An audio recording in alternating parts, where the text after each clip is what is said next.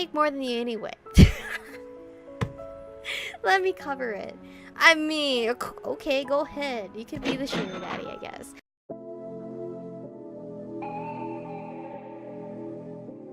We're born in the moonlight. Ain't no fair to say. Can't breathe in the sunlight. Hello beautifuls, this is Aromie here, and welcome back to That Which Finds Us. We are here getting some stir-fried food, wishing we were with Sierra because my girl's not listening. She's more worried about Idris, how he knows where we freaking live, and why he hasn't contacted us in, like, I guess weeks, I guess? Then she called me on the ride to my house, but of course I ignored it and her 20 texts. This could probably be a riveting story if I knew what the hell she was talking about. I just can't shake this feeling. I thought eating with someone would get my mind off of things, but at least there's a lot of people here. Even Sierra's mouth gets drowned out somewhat by the noise. Yet even with all this racket, my mind still wanders. Oh gosh, look at the time. We're gonna be late for getting back to work. Come on, we can still make it. Done with your drink? She grabs the glass, ignoring the straw, and downs the rest of it. No, I am. I hope you didn't spike that. How else am I going to get through the rest of the day? Save that for after work. Come on. Huh? Come on, or I'm going to leave you behind. Is it calling me now? Go on then, I'm right behind you. Hello? Hey, I haven't heard from you in a couple of days. My homeboy actually called me. Holy shit. I thought we were forever ignored. Sounds like your phone's working perfectly fine. What does that mean? Phones are a two-way system. Oh, what's wrong? Was I supposed to call and check up on you? Talk to you until you fell asleep? I could have been kidnapped after you left. I could have been held hostage. Maybe I was just waiting for a ransom note. Who's to say that they would have to send it to you? I have family, you know. And aren't they in a different city? How do you think ransom notes work? Telegraph? Hopefully I'll never have to find out. Anyway, I figured I'd call to see if you wanted to go somewhere with me. Why don't you be more specific? What? You don't like surprises? How am I supposed to meet you somewhere if I don't know where? I figured I could at least pick you up. He either hasn't realized I never told him my address, or he's trying to be cool about it. I can't keep sitting on this. It would be really easy for you to pick me up at my apartment since you already know where I live. Yeah, it's probably no prob... Gotcha. Took him long enough. You're the one who called me, so why don't you do the talking? Oh yeah. Well, what I was calling about. Don't play dumb. You know what I'm talking about. I didn't even tell you my address the other day, yet you knew it. Well, so when you left that first day, I did a quick check just to make sure everything was like you said. And you just happened to remember my address from that for a few weeks. I have a good memory. That's the best you could come up with? That poor excuse isn't going to cut it. Try again. I looked it up again after you called me. I was thinking about offering to pick you up, but I chickened out. I figured you wouldn't say yes anyway, so I did try. I doubt that's the truth, but repeatedly asking him usually just makes him irritable and start dodging questions. He's not great at this, and doing background checks is as simple as a few clicks. You'd be surprised what I can find out about people without going through any companies for real background checks. Let's see. Evelise Adams graduated from Monroe High in the top 100. Degree set on preschool education. Really? And a GPA of... Okay, I get it. You're a super creeper. I'm not. I just got to on the side of caution a lot. You've never heard the phrase better safe than sorry? That's a little more than just cautious. You haven't seen some of the people that come through my door. Does it really work with that bad of people? He's hinted at it before, but he seems more paranoid than anything.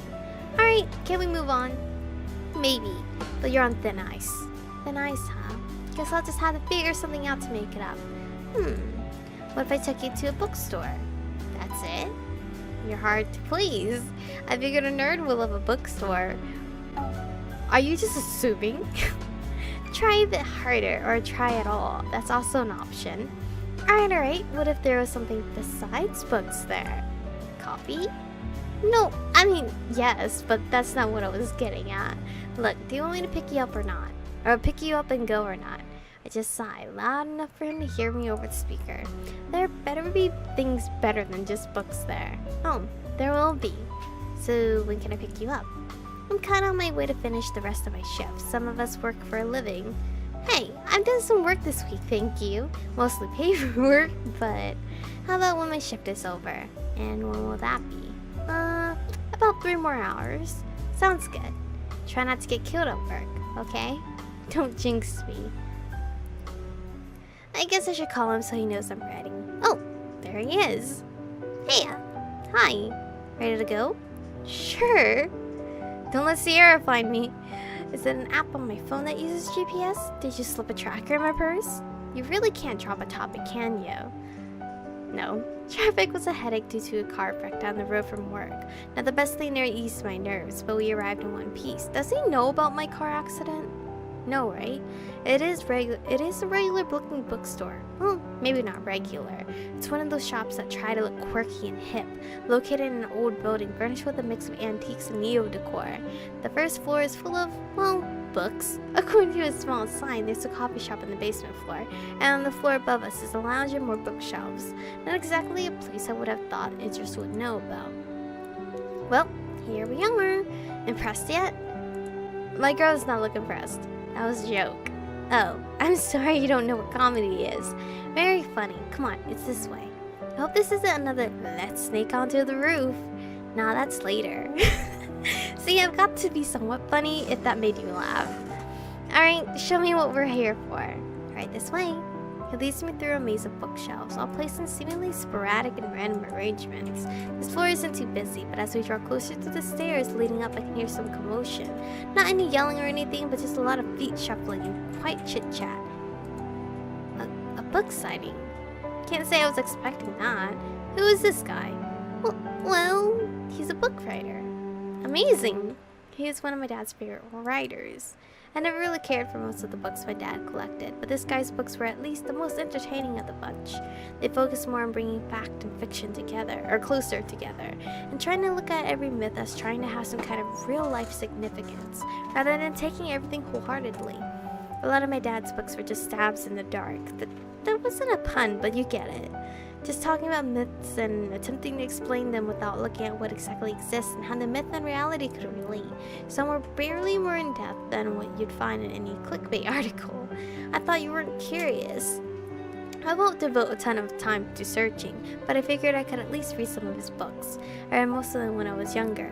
I feel I ended up rereading after he passed. I never really thought about authors or who exactly is this guy. So, who exactly is this guy? Well, he's a 2-time veteran who served over 20 years overseas, moving from place to place. Once he was finally discharged, he realized his passion in life was exploring, and he set out to see more of the world. During his travels, he learned a lot about foreign and ancient cultures and drew from his knowledge and findings to co-write several books, some autobiographies, some historical books. I think that if we had had the money, that's what my dad would have done with his life, exploring, searching. That'd be an interesting life to live, wouldn't it? That seems fun. Going on adventures, uncovering artifacts that haven't seen the light of day in millennia. Yeah, sleeping in tents with no air conditioner or plumbing, traveling to places where you don't know the languages or customs. But I mean, that's life, okay? You guys just go dive in. Well, I never said there would be only upsides to it. Well, he won't be here all day. What's he here for anyway? A signing? A signing and promotion of his newest book, one on ancient rituals. Interesting. More like gruesome. I'll stick to civilizations as a whole rather than bloodbaths. But I said blood baits, and I was like, what the hell is that? Suit yourself.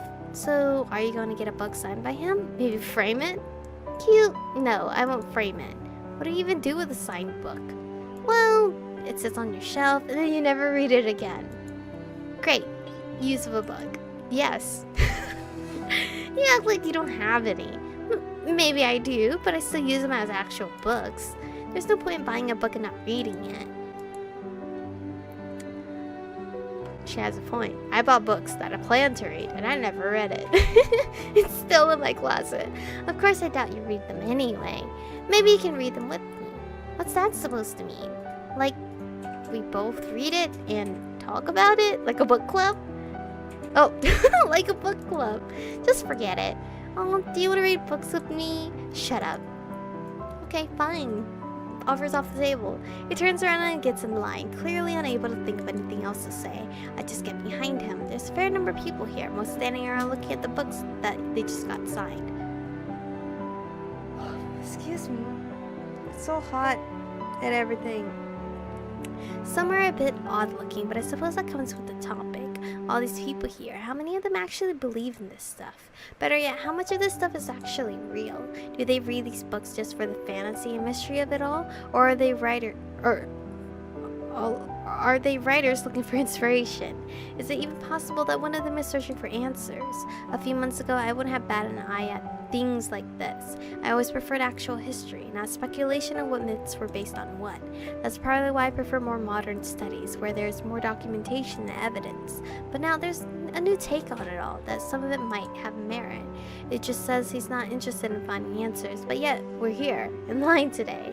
Is this just for sentimental reasons? Did he think I'd enjoy being here more? He's looking around a bit, probably just now noticing the people here. I didn't think he could get self-conscious so easy. I guess we all hate being in the dark, even if we don't want to admit it. Was it everything you hoped for? And more. Is that it? Yeah, it's just an autograph. It sounds weird when you put it that way. What? That's all it is, an author's autograph on their own work. Well, yeah, but it's someone he kind of looks up to. I mean, I got an autograph from Charlotte, the voice actor of Diva, and I was super happy over that. And at the end of the day, she's just a person, right? Like, we're all just people, but in my eyes, she's like such a role model. So, come on, man. Lay off. It's an important autograph. The cashiers all look antsy. It's their closing time and they're ready to go. From the way it looks outside, it could be 8 o'clock. I hate how dark it gets this time of year. One particular cashier looks particularly impatient, looking around a lot. Wait, isn't that? It's a little kid. If he is little. That looks like the kid I saw in front of Idris's office. How many weeks ago was that? Did he notice Idris or me? Maybe he was just walking by that day. It doesn't really matter now. Either way, it just certainly isn't looking in his direction. It just keeps looking towards the door. He's probably ready to leave. It's probably colder now too, and my bag from work is in his car. Still, this was fun. Despite the teasing, he had fun too. Alright, where to next? What, am I the activities director now? You're the one who invited me here. You picked the seafood place, then I picked the cafe. You picked the museum, I picked here, and now you can pick again. Wait, aren't you forgetting the dessert shop? That barely counts. He is right though. I mean, yeah, because I had to go to work. We've been to a lot of places already. I didn't really think this far though. No clue, huh? I mean, I didn't think you would want to go somewhere else after this. How about we walk by the pier then? It'll be all bright and lit up by now. Alright. I guess. You already knew where you wanted to go, but you told me to pick anyway. The sky is dazzling at this time of night. The building lights make up for the invisibility of the stars being this close to the heart of town. There's a nice breeze in the air, made cooler from the water by the pier. Most people are out eating rather than taking a walk. But still, you didn't have to pay for my ticket to the museum and the book too. I should have paid for yours the other day since I dragged you along. Forget about it. I make more than you anyway. Let me cover it. I mean, okay, go ahead. You can be the sugar daddy, I guess. He just waves his hand and leans back on the railing. But I'm also an independent woman that gets $1,000 every month, apparently, from who knows who. So, I got money too, sir. How much do bail bond guys make anyway? Or better yet, how much does he actually usually charge for his other services? Alright then, probably like thousands. Because literally he's like defying fate and logic. So what makes more? Selling bonds or getting rid of them? He seems to answer better when I'm blunt. Nah, getting rid of them for sure.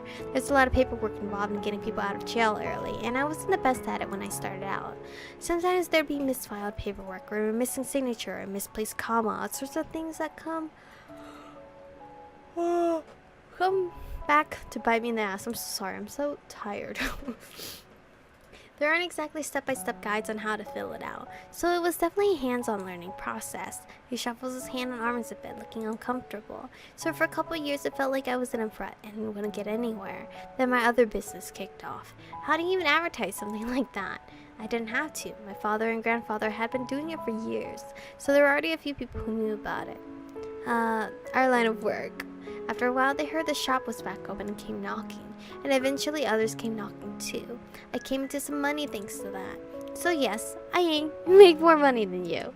Or well, I make more than you. But maybe not forever, if you go back to school and get a degree. Hopefully. The lights from the building around us are bright. They almost don't need lamps here. I can faintly hear cars and buses. I thought it said bushes. I was like, how can you hear a bush unless it's rustling? From the freeway beside us. Beside us or behind us? Beside. But over here on the water bank, it's peaceful. I can feel his warmth beside me as he puts his arm on the railing. Oh, I thought he was putting his arm around my shoulder. I'm like, whoa, dude. Hey. I guess, hey? How long have you lived here? My whole life, of course. How else do you think my father and grandfather owned the same business? Alright, that was a dumb question for me. How long have you been here? Most of my life. My mom moved here when I was in preschool after she got a divorce. She moved away after I graduated and moved out, but I'm still here. How much longer are you going to live here? What does that mean? Like, have you ever thought of moving away? Sometimes. It's crossed my mind before, just packing up everything and leaving town, starting over. But then, what do I really have to start over besides finding a new job? Maybe that's a bit too depressing. But yeah, I've thought about it before. Of course, haven't we all? It can be a really silly idea sometimes, but just letting your mind consider leaving where you're at and starting off fresh, it can be a nice thought. Definitely. I thought about it a few times while I was starting out, selling the store, packing up and leaving. But I wouldn't have been starting over. I would have been running away. Running away from what? There's something keeping me here. That's why I stayed. Wow! Weird, dude! Something's keeping me here too, and I don't know what. His eyes look intense. Not intense in a scary way, but in a determined sort of way. But there's also a bit of dejection in there. Do you think you found what's keeping you here yet? Maybe.